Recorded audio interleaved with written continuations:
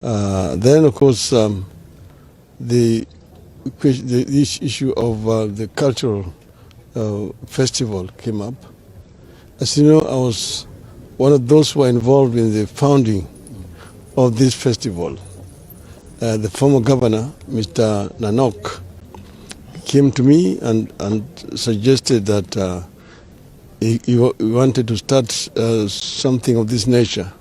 And I told him that is really welcome. I encouraged him, and I was here at the first festival, cultural festival. From that time onwards, I've come consistently each and every year, except last year, because of the confusion that was reigning in the country.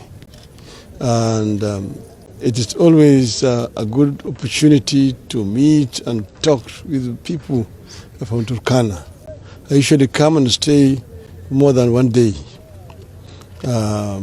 This festival, of course, is one of its kind, and it's being people from the region, the people who come from Ethiopia, some come from South Sudan, then from Uganda, and even from far away.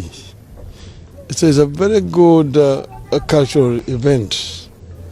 As you know that this region of East Africa is actually now known as the cradle of mankind, that mankind actually originated from here. The first species of humanoid has been found here in Turkana. And I've been to that site of Mr. Leakey, with the late Richard Leakey, several times.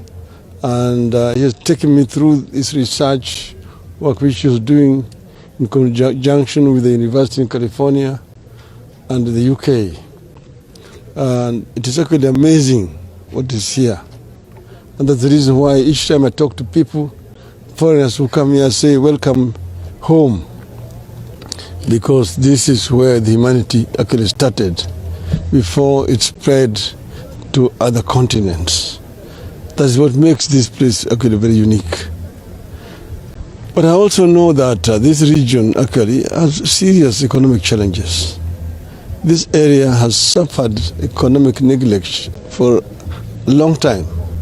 From the colonial days, this used to be part of what used to be known as NFD, the Northern Frontier District. It was completely excluded from development. And the subsequent independent government continued that marginalization. Remember when I was the Prime Minister, I'm the one who came up with a minister for arid and semi-arid lands, and appointed Mr. Elmi to lead that ministry. That's when we started what you call affirmative action, to deal with the areas which have been historically neglected and mainstream them in development.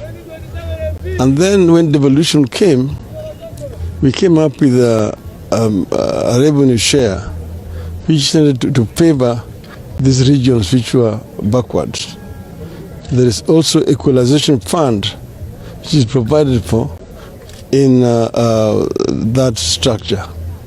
Now, we had big plans as Azimio for this region, which we would have started implementing.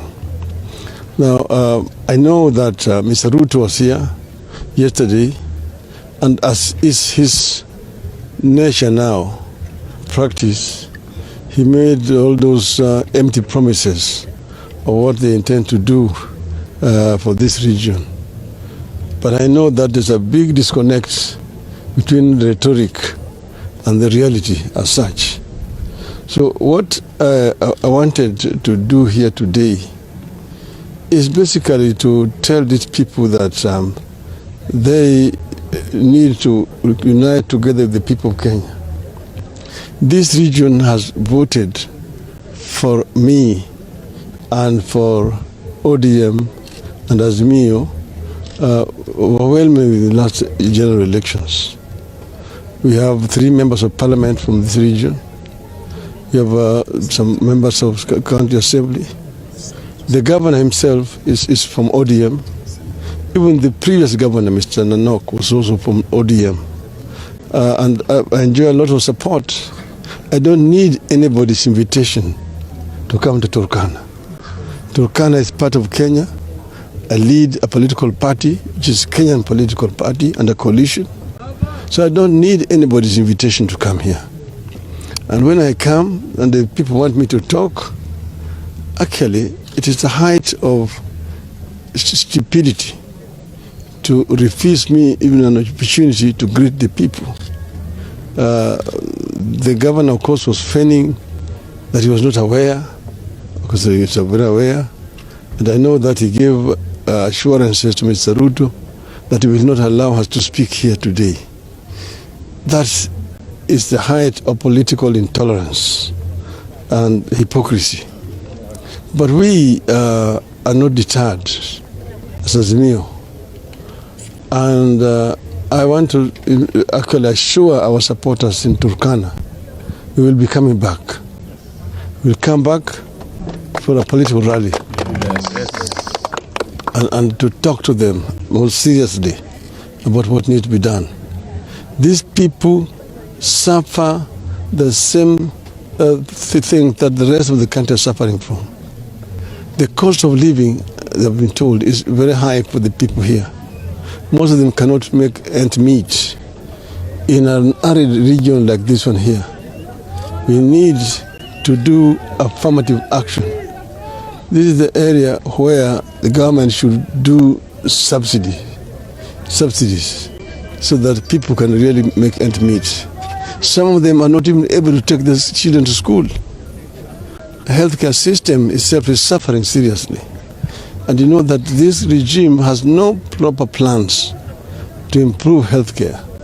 They are trying to centralize healthcare, to move it from the counties. But I know that they just want to recreate the past. The same thing is applying with education. As you see, that university education is going to collapse unless something drastic is done to rescue it. So we have come, and I'm happy that the people have escorted us very well.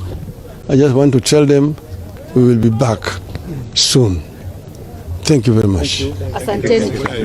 No questions, thanks. Because of flight time. Yeah, thank you. Thank you, Mheshimiwa Madam.